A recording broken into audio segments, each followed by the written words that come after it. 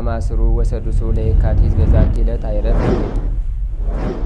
ቅዱስ ኤፍሬም መታሰቢያው ነው። በረከቱ ጋራት ነው። በዚህችም ዕለት የጴጥሮስና የሶፊያ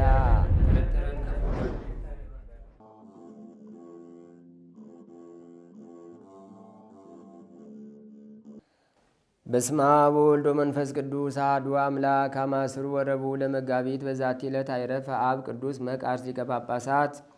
አንድ አምላክ በሚሆን በአብ በወልድ በመንፈስ ቅዱስ ስም መጋቢት 24 በዚች ቀን በእስክንድርያ ለተሾሙ አባቶች ሊቃነ ጳጳሳት 59ኛ የሆነ ቅዱስ አባት የእስክንድርያ ሊቀ ጳጳሳት አባ መቃርስ አረፈ። ይህም የከበረ አባት ሳብራ ከምትባል አገር ነው። ከታናሽነቱ ጀምሮ ይህን ዓለም ንቆ ትቶ የምንኩስና ልብስ ሊለብስ ወደደ። ወደ አስቄጥስ ገዳም በመግባት በታላቁ አባ መቃርስ ቤተ ክርስቲያን ውስጥ መነኮሰ። በተጋድሎም ተጠመደ።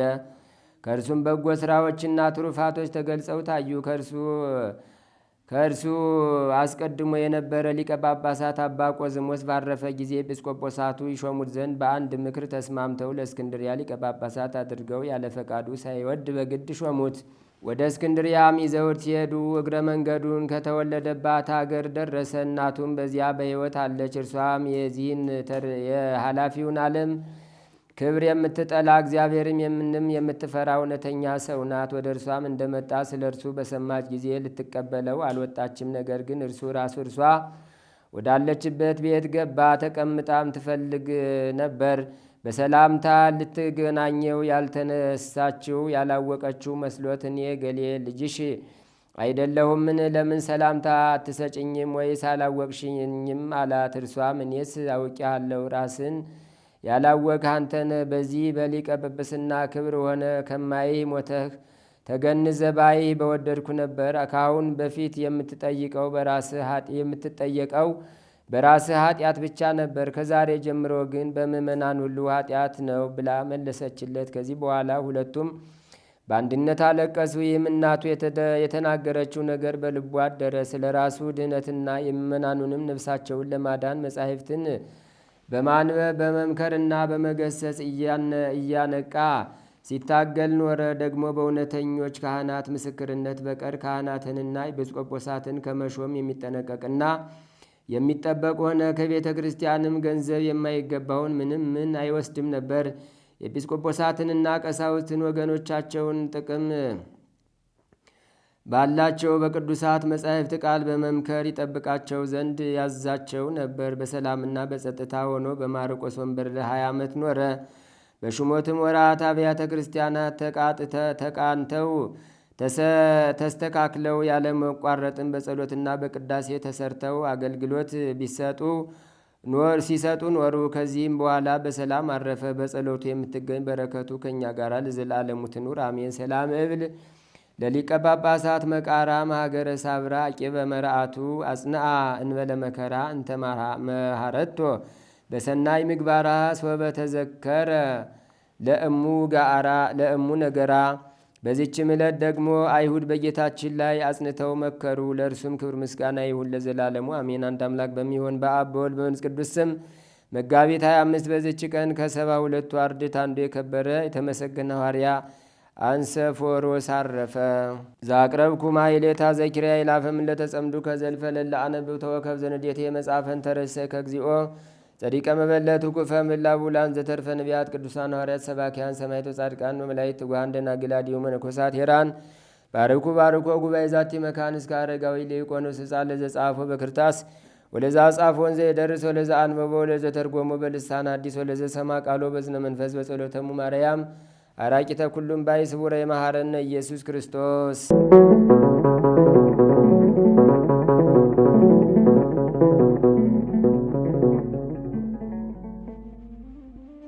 ተአምር ዘገብረ እግዚእነ ወአምላክነ ወመድኃኒነ ኢየሱስ ክርስቶስ ሳህሉ ወምህረቱ ያህሉ ምስለ ኩልነ ህዝበ ክርስቲያን ለዓለም ዓለም አሜን።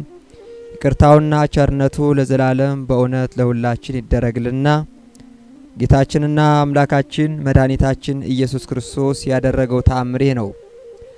ብፁዕ አባታችን አቡነ ተክለ ሃይማኖት በእስር ቤት እንዳለ መንፈቀ ሌሊት በሆነ ጊዜ የመላእክት አለቃ ቅዱስ ሚካኤል ተገልጾ ወዳጄ ተክለ ሃይማኖት ሆይ አይዞህ፣ አትፍራ፣ ብዙዎችን ሰዎች ወደ አምልኮተ እግዚአብሔር ትመልሳለህና ጽና በርታ፣ ድል የምታደርግበት ስልጣን ተሰጥቷልና ብሎ እርሱን ገብረ ዋህድንም ከእስራታቸው ፈታቸው። በነጋም ጊዜ ንጉሡ ተክለ ሃይማኖትን አምጡ ብሎ ወደ እስር ቤት መልእክተኞችን ላከ።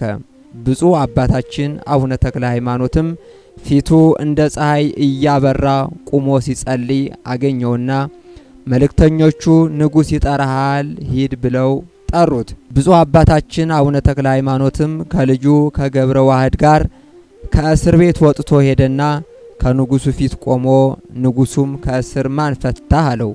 ብፁዕ አባታችን አቡነ ተክለ ሃይማኖትም አእምሮን ያጣህ አንተ ጎስቋላ፣ የፈጣሪ የኢየሱስ ክርስቶስ ኃይል እስከ መቼ ትጠይቀኛለህ? ትላንት ከእጅህ ያዳነኝ ማን ይመስልሃል? ብሎ ጥያቄውን በጥያቄ መለሰለት።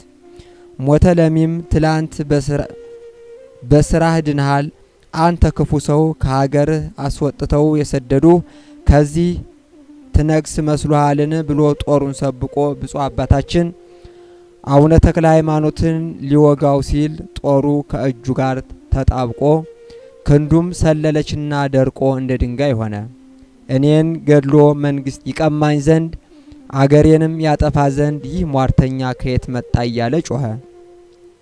ሰይጣንም በሩቅ ቆሞ ሞተ ለሚን ይህን መተተኛ ሰው ብትገድለው እኔ አድንህ ነበር ብሎ ጮኸ። ንጉሡም በጭንቅ ታምም ያለሁና ይህ ክፉ ሰው የሚሞትበትን ምክንያት አፍጥኑ ብሎ ብፁዕ አባታችን አቡነ ተክለ ሃይማኖትን በአንገቱ ገመድ አስገብተው ወስደው ከዛፍ ላይ ሰቅለው ይገድሉት ዘንድ አዘዘ።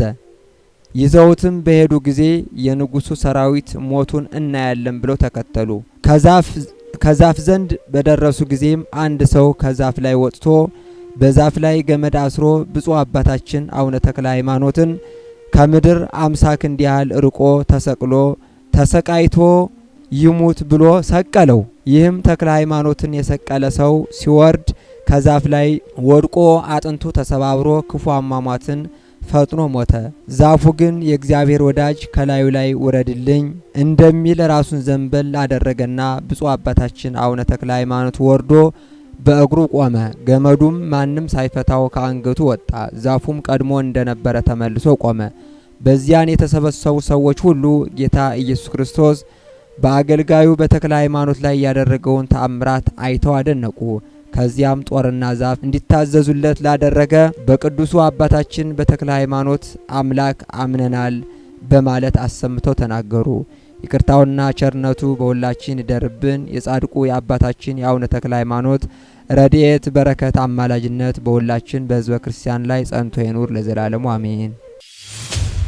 ሁላችን የምናማትብ በስመ አብ ወወልድ ወመንፈስ ቅዱስ አሐዱ አምላክ አሜን። ከሁሉም የሚበልጠውን መንገድ አሳያችኋለሁ። ከሁሉ የሚበልጠውን መንገድ አሳያችኋለሁ። ይህንን ኃይለ ቃል ብርሃናት ዓለም ቅዱስ ጳውሎስ በቆሮንቶስ ለሚኖሩት ክርስቲያኖች የጻፈላቸው መልእክት ነው።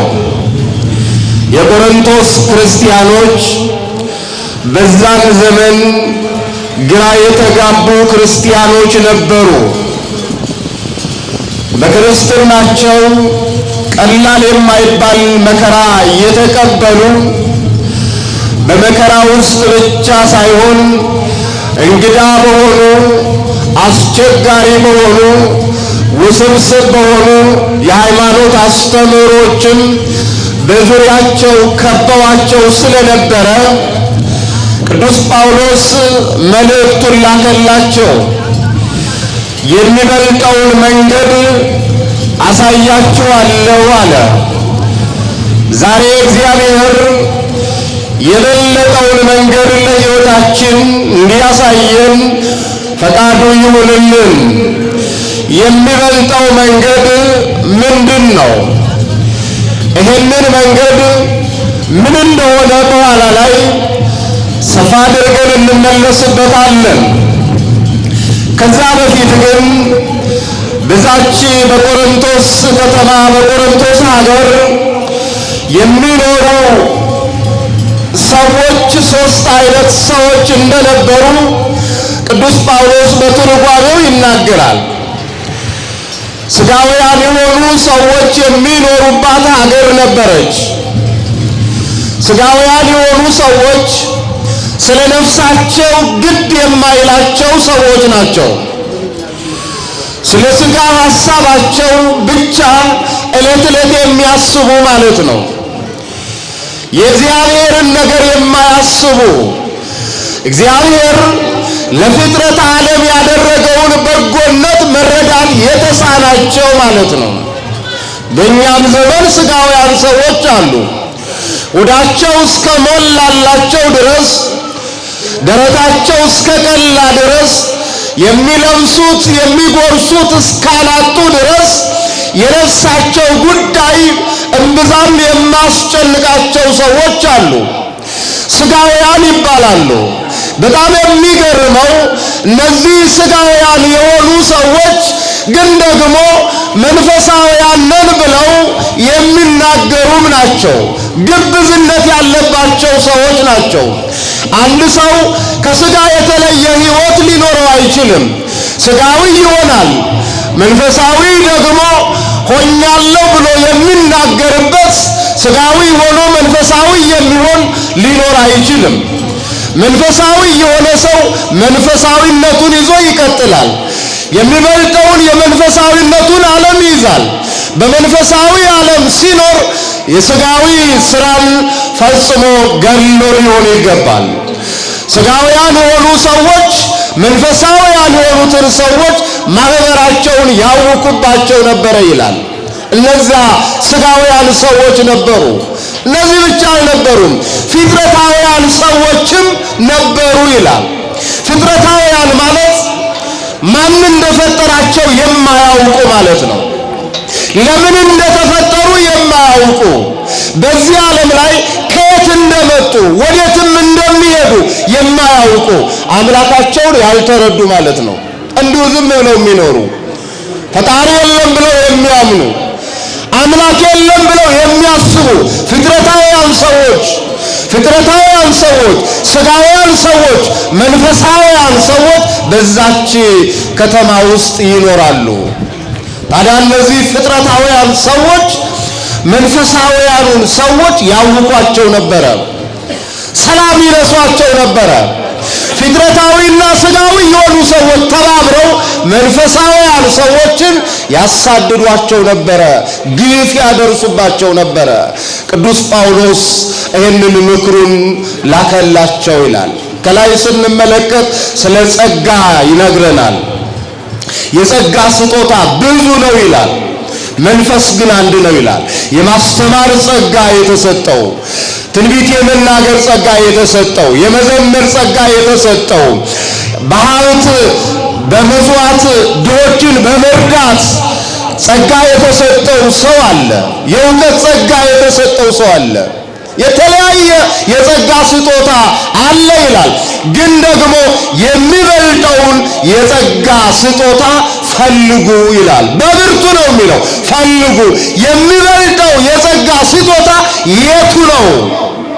ቅዱስ ጳውሎስ የሚበልጠውን መንገድና የጸጋ ስጦታ በዚህ በአንደኛ ቆሮንቶስ በምዕራፍ 13 ቁጥር 13 ላይ በግልጽ ያስቀምጥልናል። እምነት ይላል፣ ተስፋ፣ ፍቅር፣ እነዚህ ሶስቱ ጸንተው ይኖራሉ ይላል።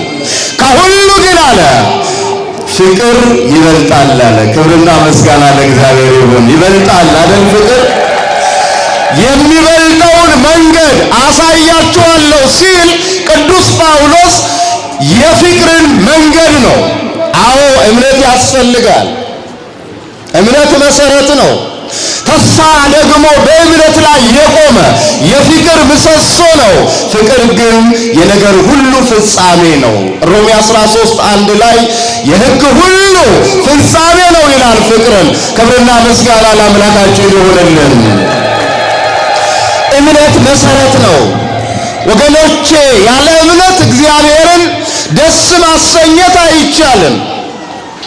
እምነት ያስፈልገናል። በዕብራውያን 11 ላይ የሚነግረን ቅዱስ ጳውሎስ ይህንን ነው።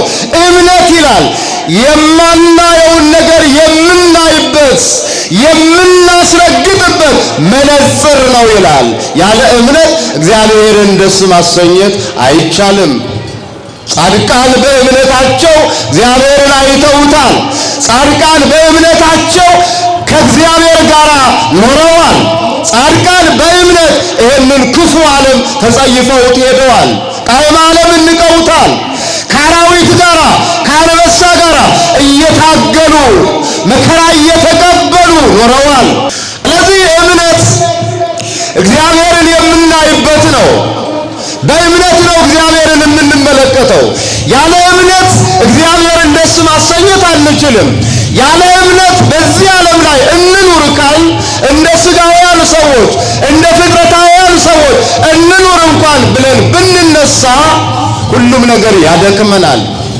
እምነት እግዚአብሔርን የምንመለከትበት መስተዋት ነው። በእምነት ነው አባቶቻችን ነገሥታቱን ድል ያደረጉት። በእምነት ነው አባቶቻችን ዲያብሎስን ድል ያደረጉት። በእምነት ነው የእሳቱን ኃይል ያጠፉት። በእምነት ነው አይታለፍም የተባለውን ነገር ሁሉ ማለፍ የተቻለው። እምነት እጅግ ያስፈልጋል እና አብርሃም አምነዋል። አምነው ወጥተዋል። ከወጡ በኋላ የጠበቃቸው በረከት ነው። በእምነት እግዚአብሔርን ደስ ማሰኘት ይገባል። ያለ እምነት እግዚአብሔርን ደስ ማሰኘት ስለማይቻል ተስፋ ለሰው ልጅ ያስፈልጋል። ሰው ያለ ተስፋ አይኖርም በዚህ ዓለም ላይ። ተስፋ የሌለው ሰው አንድ ሰከንድ እንኳን በሕይወት መቆየት አይችልም። አንድ ሰከንድ ያለ ተስፋ። ተስፋ ሲኖረን ነው ሌላኛውን ነገር ማየት የምንችለው፣ ቀጣዩን ነገር ማሰብ የምንችለው። ተስፋ ሲኖረን ነው የምንሻገረው። ያለ ተስፋ መሻገር አንችልም። ተስፋ ያስፈልጋል። እምነት ያስፈልገናል። ተስፋ ያስፈልገናል። ከእምነትም ከተስፋም በላይ ደግሞ ፍቅር ያስፈልገናል። በፍቅር መኖር ያስፈልገናል። ወገኖቼ በዚህ ዘመን የሰው ልጅ ያጣው ሌላ አይደለም። በዚህ ዘመን ትልቁ አጥተነው እየተቸገርንበት ያለው ነገር ቢኖር የፍቅርን መንገድ ነው። አምላካችን እግዚአብሔር የነገረንና ያስተማረን ሕይወቱን ለኛ የሰጠን በፍቅር መንገድ ነው። ስለወደደን ነው ዓለምን ሊያድን ወደዚህ መጣው። ስለወደደን ነው በመስቀል ላይ የተሰቀለው። ስለወደደን ነው ሥጋውን የቆረሰው፣ ደሙን ያፈሰሰው። የክርስቶስን ፍቅር ተመልከቱት። የሚደንቅ ፍቅር ነው። እውነተኛው የወይን ግንድ ክርስቶስ ለኛ ለሰው ልጆች ሲል ሕይወቱን ሰጥቶናል። የገባቸው አባቶቻችን ለጻድቁ አቡነ ተክለ ሃይማኖት ዘመናቸውን ሙሉ በጥላቻ መንገድ አይደለም የኖሩት፣ በፍቅር መንገድ ነው። ፍቅር የሌለው ሰው እግዚአብሔርን ፈጽሞ ሊያውቀው አይችልም። ፍቅር የሌለው ሰው ከእግዚአብሔር ጋር ኅብረት የሌለው ሰው ነው። ፍቅር ማለት የማናየውን እግዚአብሔርን እወደዋለሁ ብለን ከመናገራችን አስቀድመን እርስ በርሳችን ልንፋቀር ልንዋደድ ይገባል። ጎናችን ያለውን ወንድማችንን እየገፋ ነው እያሳደር ነው መከራ እያበዛንበት እግዚአብሔርን እወደዋለሁ ካል ሐሰተኞች ነን። ፍቅር ወንድምን አብዝቶ መውደድ ነው። ፍቅር ማለት የማናየውን እግዚአብሔርን የማናየውን አምላካችንን እወደዋለሁ ካል ወንድምን አስቀድመህ ውደድ። በፍቅር እግዚአብሔር ይመለካል። በፍቅር መንገድ ስንጓዝ እግዚአብሔርን ደስ ማሰኘት እንችላለን። ከሁሉ የሚበልጠው አለ ቅዱስ ጳውሎስ ፍቅር ነው አለ። ወገኖቼ ፍቅር ይበልጣል። በዚህ ዓለም ላይ ሰዎች ፍቅር የሚያስቡት ኤሮሳዊ የሆነውን ፍቅር ነው። ይሄ ሰጥቶ መቀበል ያለበትን ፍቅር። ትውልዱ በዚህ ፍቅር ውስጥ ተጠምዷል።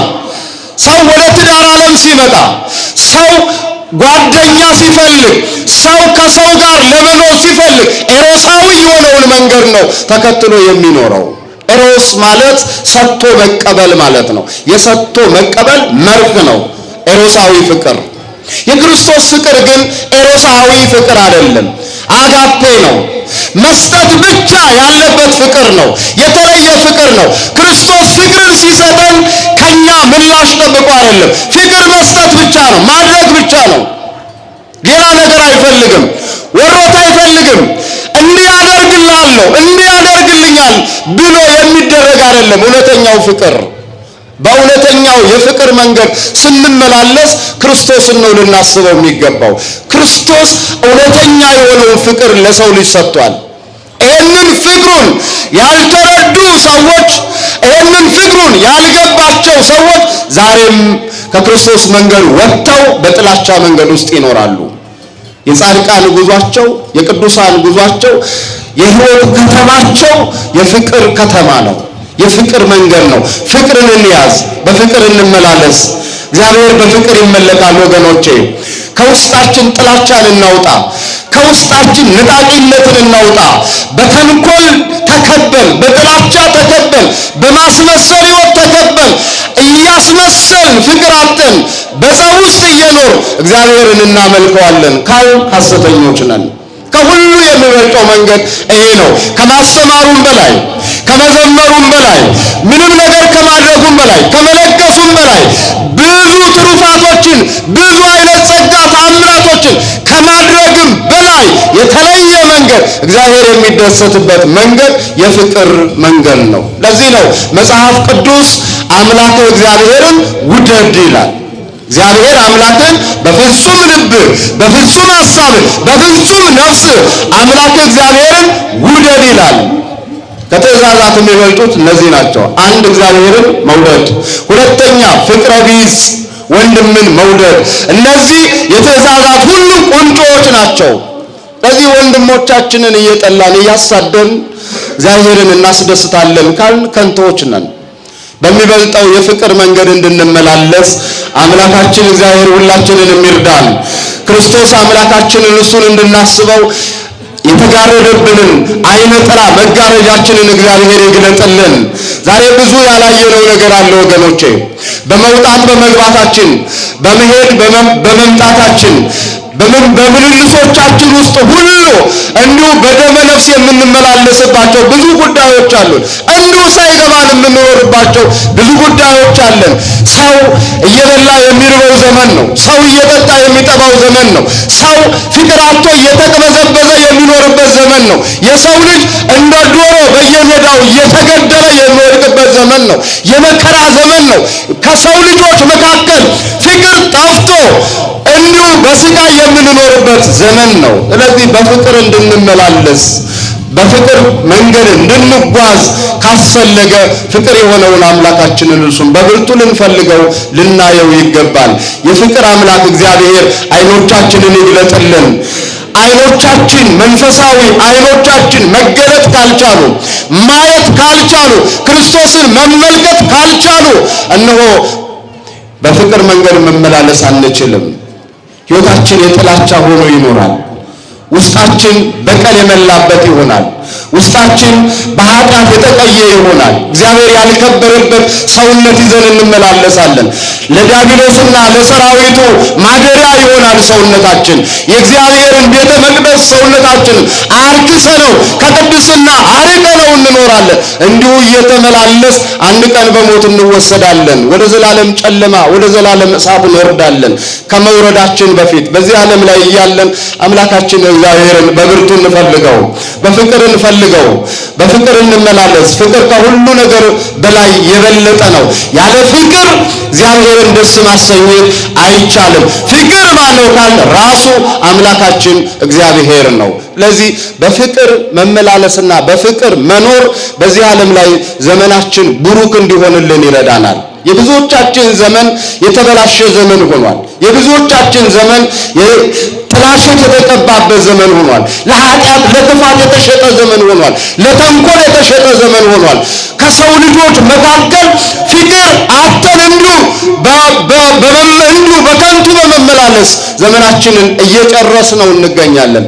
ለዚህ ወገኖቼ ተመልሰን ከአምላካችን ጋር በፍቅር እንድንኖር የቅዱሳን አምላክ እግዚአብሔር ሁላችንን ይባርክ ይቀድሰን፣ መጨረሻችንን ያሳምርልን። ክብር ለአምላካችን ለእግዚአብሔር ይሁን። እግዚአብሔር አንድ ነገር ብቻ ይነግረናል። አንድ ነገር ብቻ ይነግረናል። የትላንቱን መሳታችንን፣ የትላንቱን መውደቃችንን፣ የትላንቱን ኃጢአታችንን፣ የትላንቱን ክፋታችንን እንዳንደግመው ዛሬ ተመለሱ ነው የሚለን እግዚአብሔር። ተመልሰን በሕይወት እንድንኖር እግዚአብሔር ዛሬም ይነግረናል። በሕይወት ኑሩ፣ እኔ የሟቹን ሞት አልሻም አልፈቅድም ይላል እግዚአብሔር። ስለዚህ እንመለስ፣ ከወደቅንበት መንገድ እንነሳ፣ ካለንበት የክፋት ዓለም እንውጣ፣ በፍቅር መንገድ እንመላለስ፣ የጥላቻውን መንገድ እንተው፣ ንስሐ እንግባ፣ ቅዱስ ሥጋውን ክቡር ደሙን እንብላ እንጠጣ። ሥጋው ከሥጋችን ይሁን፣ ደሙ ከደማችን ይሁን። ሥጋው ከሥጋችን ደሙ ከደማችን ከሆነ ብንኖር ከእርሱ ጋር እንኖራለን፣ ብንሞትም ደግሞ ወደ ማን እንሄዳለን? ወደ እግዚአብሔር እንሄዳለን። አባቶቻችን ይህንን በዘመናቸው ተግብረውት ኖረዋል። እነሱ ከእግዚአብሔር ጋር ኖሩ፣ እግዚአብሔርም ደግሞ ከነርሱ ጋር ኖሩ። ለዚህ ነው ዘወትር ሁልጊዜ ጠዋትም ማታም ከእግዚአብሔር ሐሳብና ቃል ውጪ ሳይወጡ በወንዝ ዳር እንደተተከለችው ዛፍ ሕይወታቸውን አኑረዋል። ወዘህጎ ያነብብ መዓልተ ወሌሊተ ወይከውን ከመ ዕፅ እንተ ትግልድ ሀበኑ ሀዘማይ።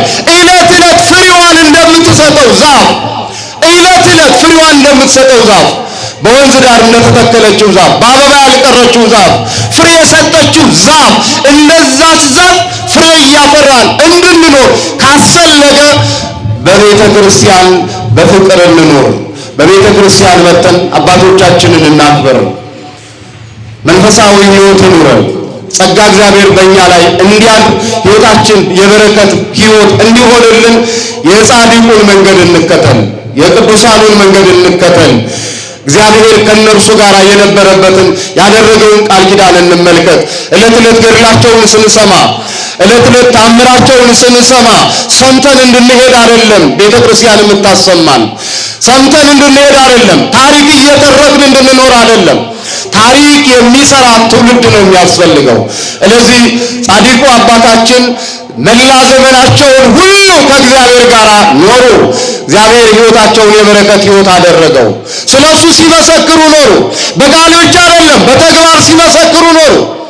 በተግባር ሲመሰክሩ ኖሩ። የሚናገሩትን አድርገው ኖሩ። እግዚአብሔር ስለዚህ ስላደረጉት ነገር እግዚአብሔር ቃል ኪዳን ሰጣቸው። ዛሬ በጻድቁ ስም ቤተ ክርስቲያን ትጸልያለች። የጻድቁን ዋጋ ትውልዱ እንዲያገኝ ትጸልያለች። ጻድቁን በጻድቅ ስም ተቀብላ የጻድቁን ዋጋ ታገኛለች። ነቢዩን በነቢይ ስም ተቀብላ የነቢዩን ዋጋ ታገኛለች። ጻድቅን በጻድቅ ስም የሚቀበል የጻድቁን ዋጋ ይወስዳል ተብሎ ተጽፏል። ስለዚህ የጻድቁ አባታችን የእሳቸው ቃል ኪዳናቸው ስምህን የጠራ መታሰቢያህን ያደረገ እምርልሃለሁ ብሎ እግዚአብሔር ቃል ኪዳን ሰጥቷቸዋል። ስሙ የከበረ ይሁንልን። ቃል ኪዳን ሰጥቷቸዋል። አምላከ ተክለ ሃይማኖት ብለን ዛሬ ተደፍተን በመቅደሱ ፊት ስንለምን ስንማጸናቸው ስለ አምላከ ተክለ ሃይማኖት ብለን ስንማጸን የተክለ ሃይማኖት አምላክ እግዚአብሔር ስለ ጻድቁ ሲል ሁላችንን ይምረናል። ምሮናልም። ደስ ይበላችሁ። ዛሬ ተምራችኋል። ምሕረት አድርጎላችኋል እግዚአብሔር። ለምን? እግዚአብሔር ለጻድቁ የሰጠውን ዋጋ የሚያስቀር አምላክ ስላልሆነ ነው። የጻድቁን ዋጋ የሚያስቀር አምላክ አይደለም። ስለዚህ በጻድቁ ስም ቀዝቃዛ ውሃ ስትሰጡ ዋጋችሁ አይጠፋም። በጻድቁ ስም በረከት ስታደርጉ ዋጋችሁ አይጠፋም። የሚጠፋ ዋጋ አይደለም። ስለዚህ በሚበልጠው የሕይወት ጎዳና የፍቅር መንገድ ተመላልሰን እንደ ጻድቃኑ እንደ ሰማዕታቱ ልባቸው እየተቃጠለ ሰውነታቸው በሰይፍ በስለት እየተተረተረ ደማቸው እየፈሰሰ አጥንታቸው እየተከሰከሰ በሮም አደባባይ ላይ ብዙ መከራ ብዙ ዋጋ የከፈሉት በየዕለቱ በየቀኑ ሲገደሉ የኖሩት ለማንም ሲሉ አይደለም፣ ስለ ክርስቶስ ፍቅር ሲሉ ነው። ለዚህ ነው ቅዱስ ጳውሎስ ከክርስቶስ ፍቅር የሚለየኝ ማን ነው አለ። የገባው ክርስቲያን ይህንን ነው የሚያደርገው። የትኛውም ነገር አይለየውም። የትኛውም መከራ አይለየውም። የትኛውም ስደት አይለየውም። የትኛውም እንግልት አይለየውም። ሞት አስፈራውም፣ ስቃይ አስፈራውም፣ የትኛውም ግፍ አስፈራውም። አምኖ የወጣ ሰው እስከ መጨረሻው ድረስ ሕይወቱን በዚህ ያኖራል። ለዚህ ነው ሰማዕታቱ ተመልከቷቸው፣ በሰልፍ እያሰለፉ አንገታቸውን ሲቀሏቸው አንገታቸውን ሲሰይፏቸው እነሱ የሚታያቸው የሰይፉ በእነሱ ላይ ማረፍ አልነበረም። ከላይ የሚወርድላቸው አክሊል ግን ይታያቸው ነበር። እንዴት ደስ ይላል! ክብርና ምስጋና ለእግዚአብሔር ይሁንልን። እነ ሰማዕት አርሴማ ተመልከቱ። አዎ በሰልፍ ላይ እያሉ የኔ ተራ ይድረስ እያሉ ለሰማዕትነት በሚሰለፉበት ጊዜ የሚታያቸው የአንገታቸውን የሚቀሉት ሰዎች የሚሰየፉት ሰይፍ አይደለም የሚታያቸው ከሰማይ የሚወርድላቸው አክሊል ነው። ፍቅር ሲኖረን እስከዚህ እንጨክናለን ወገኖቼ። ያለ ፍቅር እግዚአብሔርን ማየትም ማስደሰትም አንችልም። ፍቅር ይኑረን፣ በፍቅር መንገድ እንመላለስ። ጥላቻን ከውስጣችን አውጥተን እንጣለው። ከምንም በላይ እግዚአብሔር የሚደሰትበት ሕይወት ቢኖር የፍቅር ሕይወት ነው። ፍቅር ማለት ላንተ ሊደረግልህ የምትፈልገውን ለወንድምህ አድርገህ መኖር ነው። ይሄ ነው ፍቅር። የክርስትና ወርቃማ ሕግ ይሄ ነው። ላንተ ሊደረግልህ የምትፈልገውን አንተን የማይመች ከሆነ ወንድምህን አይመቸውም። አንተን የሚከፋ ከሆነ ወንድምህን ይከፋዋል። አንተን የሚርብ ከሆነ ወንድምህን ይርበዋል። በእኛ ዘመን ያለው ይህ አይደለም። ሰውን ገሎ በሰው ሕይወት ላይ እንጀራን መጋገር ነው። በሰው ሕይወት ላይ እንጀራን መጋገር ገሎ መኖር ነው። የዚህ ዓለም መመሪያ፣ የዚህ ዓለም ሕግ ነው። አንዱን ገሎ ሌላው መኖር ነው። በክርስትና ደግሞ ተቃራኒ ነው። እየሞትን ነው እኛ የምንኖረው። ዕለት ዕለት እየተገደልን ስለ ክርስቶስ፣ ዕለት ዕለት መከራ እየተቀበልን ከፍቅሩ ብዛት የተነሳ የምንኖርበት ሕይወት ነው የክርስትና መንገድ። ክርስትና ይህንን ያሳየናል። የምናምንበት መንገድ ብቻ አይደለም፣ የምንኖርበት ሕይወት ነው ክርስትና። ስለዚህ በፍቅር እንመላለስ። በፍቅር ከተመላለስ አምላካችን ያደረገውን እንመለከታለን። ሕይወታችን የበረከት ይሆናል። ዘመናችን በረከት ይሆናል። ያጣነውን የፈለግነውን ነገር በረከት እግዚአብሔር በሕይወታችን ያበዛልናል። ክብርና ምስጋና ለአምላካችን ለእግዚአብሔር ይሆንልን። የሚበልጠውን መንገድ ፍቅር፣ የፍቅርን መንገድ በሕይወታችን እግዚአብሔር ያብዛልን። በሕይወታችን እግዚአብሔር ያብዛልን። አመስግኑት እስኪ። ስለዚህ እግዚአብሔርን አስደስቶ ሰውም ደስ ብሎት እግዚአብሔርም ደስ ብሎት በእኛ ሕይወት እንድንኖር ከፈለጋችሁ ከጥላቻ ተላቀቁ። ጥላቻ የጨለማ መንገድ ነው። ጥላቻ የሞት መንገድ ነው። በጥላቻ በቂም የሚኖር ሰው ጸሎት ወደ እግዚአብሔር የማይደርስለት ሰው ነው። በጥላቻ የሚመላለስ ሰው በረከት ከሕይወቱ የራቀው ሰው ነው። በቂም የሚመላለስ ሰው ከዲያብሎስ ጋር የሚኖር ሰው ነው። በፍቅር የሚመላለስ የሚኖሩ ሰዎች እግዚአብሔር በሕይወታቸው በረከትን ያበዛላቸው ሰዎች ናቸው። አንዳንድ ደጋግ ክርስቲያኖች አሉ። በዚህ አውደ ምሕረት ላይ ቆመን ስንናገር እንዳው ትውልዱ ወደ ጥፋት መንገድ፣ ትውልዱ ወደ ክፋት መንገድ ሄዷል፣ ከእግዚአብሔር ፈጽሞ ርቋል ብለን እንዳንናገር ዕለት ዕለት ሕይወታቸውን በፍቅር መንገድ የሚመሩ የሚያኖሩ ደጋግ ክርስቲያኖች አርአያ የሚሆኑ በየአድባራቱ በየገዳማቱ ብዙ አባቶቻችን አሉ። እንደኛ ክፋት፣ እንደኛ ኃጢአት፣ እንደኛ ውድቀት ቢሆን ኖሮ ዛሬን ማለዳዋን ማየት አንችልም ነበረ። የደጋግ አባቶቻችን ጸሎት፣ ልመና ይህንን የማለዳ ጀንበር እንድናይ ረድቶናል። ስሙ የተመሰገነ ይሁንልን። አሁንም መጨረሻችንን እግዚአብሔር ያሳምርልን። ኢየሱስ ክርስቶስ የሰማነውን በልቡናችን ይጻፍብን፣ ከቅዱሳን ረድኤት በረከት ያሳትፈን።